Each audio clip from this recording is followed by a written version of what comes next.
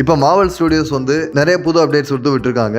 அதில் முதல்ல மார்வலில் அடுத்த ஃபேஸ்க்கான பிக்கஸ்ட் வில்லன், அதாவது நம்ம தானோஸ் பார்த்துருப்போம்ல, அவர் வந்து எப்படி ஒரு பெரிய வில்லனோ அந்த மாதிரி ஒரு புது வில்லன் வந்து இன்ட்ரடியூஸ் பண்ண போகிறாங்க. அந்த வில்லன் யாருன்னு பார்த்தோம்னா டாக்டர் டூம். இந்த டாக்டர் டூம்ங்கிற கேரக்டர் யார் ப்ளே பண்ண போகிறாங்கிறத பார்த்தோம்னா நம்ம Robert Downey Junior. The one person who could play Victor Von Doom.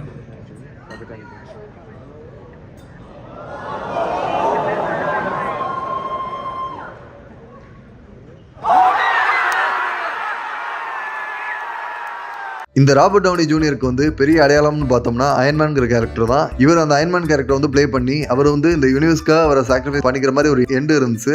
அந்த எண்டு வந்து நிறைய ஃபேன்ஸ் வந்து சோகமடைய வச்சுச்சு. அதுக்கப்புறம் அவர் திரும்ப வரமாட்டாரா எம்சியூக்கு அப்படின்னு நிறைய பேர் வெயிட் பண்ணிட்டு இருந்தாங்க. நீண்ட வருட காத்திருப்புக்கு பிறகு இந்த அனௌன்ஸ்மெண்ட் வருது. அதாவது ராபர்ட் டவுனி ஜூனியர் வந்து இந்த டாக்டர் டூம்ங்கிற கேரக்டர் வந்து பண்ண போறாரு.